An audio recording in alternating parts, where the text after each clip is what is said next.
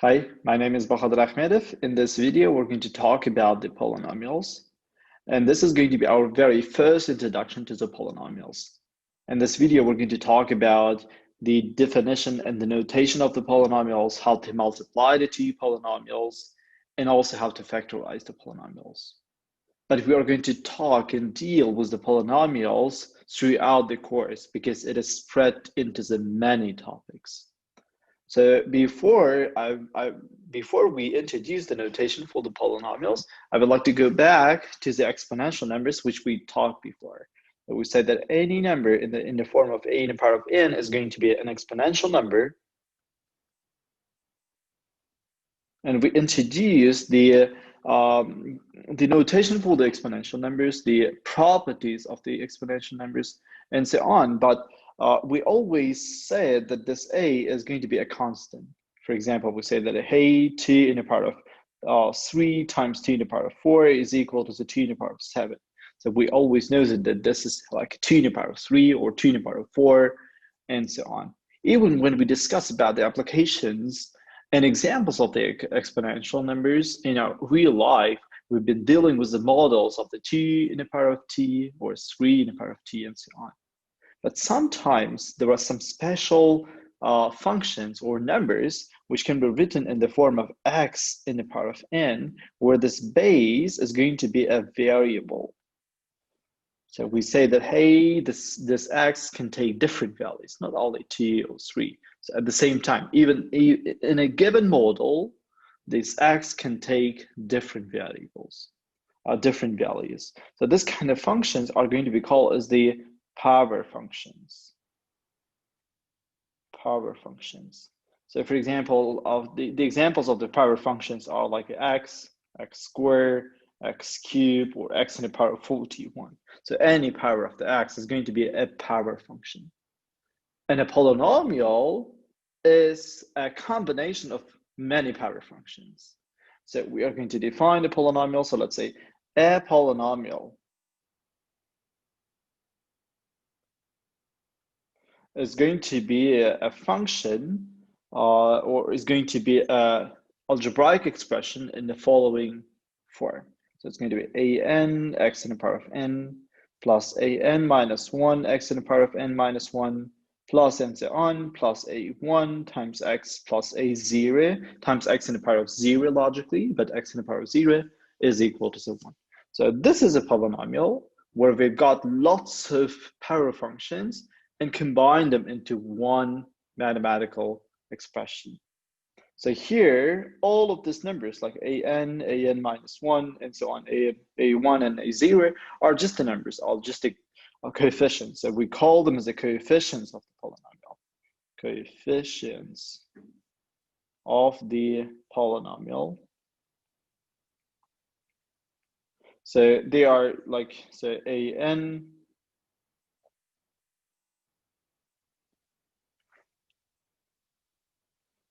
minus 1 and so on, a1 and a0 can be any real numbers.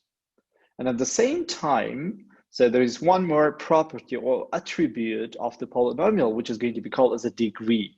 So the highest power of the polynomial, or basically the highest power function which is participating in the polynomial, is going to be the degree of the polynomial.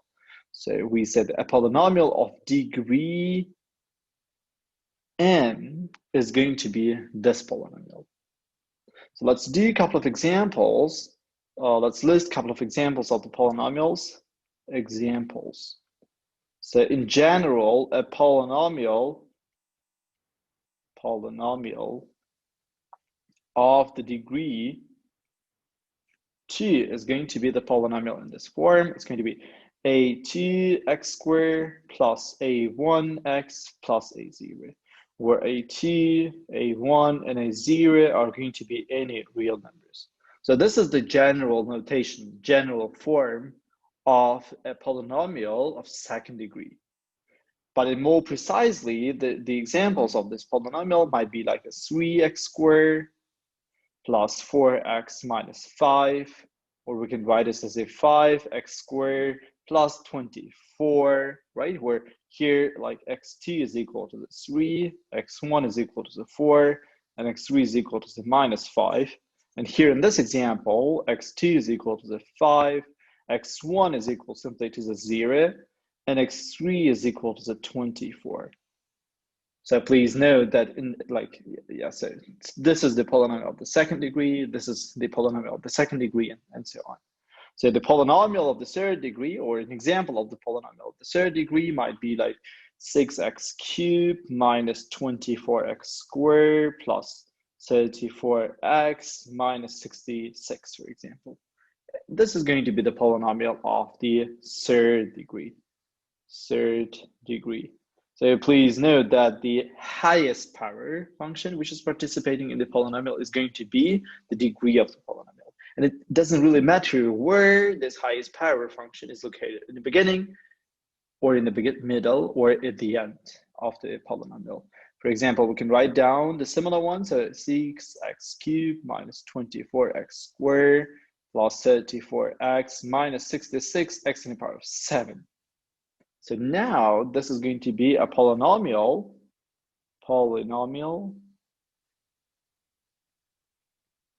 of the degree 7, not 3 anymore. So it doesn't really matter where this highest power function is located, at the end or in the beginning. So in examples of the non-polynomials, so not any power function is going to be a polynomial, right? So sometimes we're going to have a power functions but they are not going to be the polynomials. So examples of non-polynomials, or they are not polynomials. For example, any rational function where we are going to have the power functions or the polynomials on the numerator and denominator is going to be a non-polynomial. For example, x minus 5 divided to the x squared plus 2 is an example of the non-polynomial, or like a 1 over x plus 3x is also going to be a non-polynomial. Or 3x squared plus square root of x minus 2 is also going to be a non-polynomial. So basically, the powers of the x should be always natural numbers to be a polynomial. So let's talk about the multiplication of the polynomials.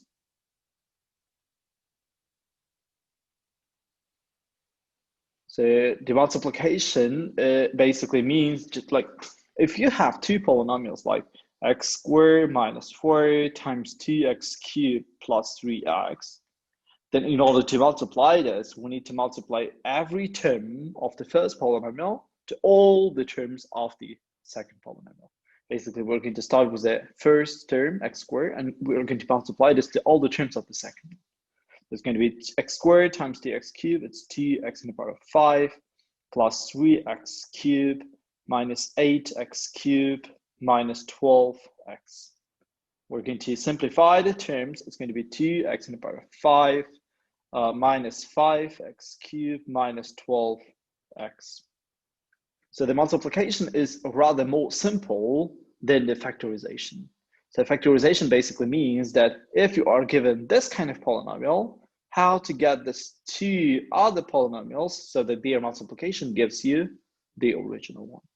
So before we talk about the factorization of the polynomials, so let's talk about a couple of formulas which are going to help us to understand how to factorize the polynomials. So in order to explain you what they mean by factorization, let me give you a small example. So factorization. So let's say you're given a polynomial like a x squared minus, let's say minus plus 5x plus 4, let's say. And if I say, hey, factorize this polynomial, basically just write this down as a multiplication of the other two polynomials. In this case, you may write this as x plus 4 times x plus 1. So if you open the brackets, you're going to get exactly this term. So the factorization is more difficult than the multiplication. So that's why like a multiplication is rather a really straightforward process. than the factorization. So there are a couple of formulas which we need to remember. So they are really helpful for us to factorize the polynomials. So let's write down a couple of formulas. So the first formula is going to be x plus y times x minus y. So it's going to be x squared minus y squared. And the proof is straightforward. You just need to open the brackets and you're going to get exactly this term. So let's do an example. So let's say x minus 2 times x plus 2. It's going to be x squared minus 4. So at the same time, we can just like x plus minus y in the square is going to be x squared plus minus 2xy plus y squared. So for example, if you just would like to open the brackets of the x plus 2 in a square, it's going to be x squared plus 2 times 2x, which is like 2 times 2x plus 4. So, and the cubic formulas are really important for us as well. It's like x plus minus y in the cube.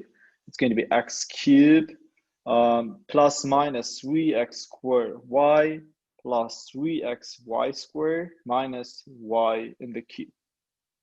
So for example, if you're given the expression of like x plus 3 in the cube, in order to open this, we are going to use the formula above. It's going to be x cubed plus 3 times x squared times 3. So 3 times x squared times 3 plus 3 times x times 3 in a square, which is 9, plus, oh, sorry, it's going to be plus minus here.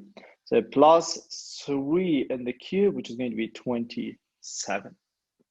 So here are these formulas, which are really important for us in order to factorize the terms. For example, if someone asks you, like, could you please tell me how to factorize x squared minus 2 or minus 4? Then it's more or less like simple. We are going to use the first formula in order to do this.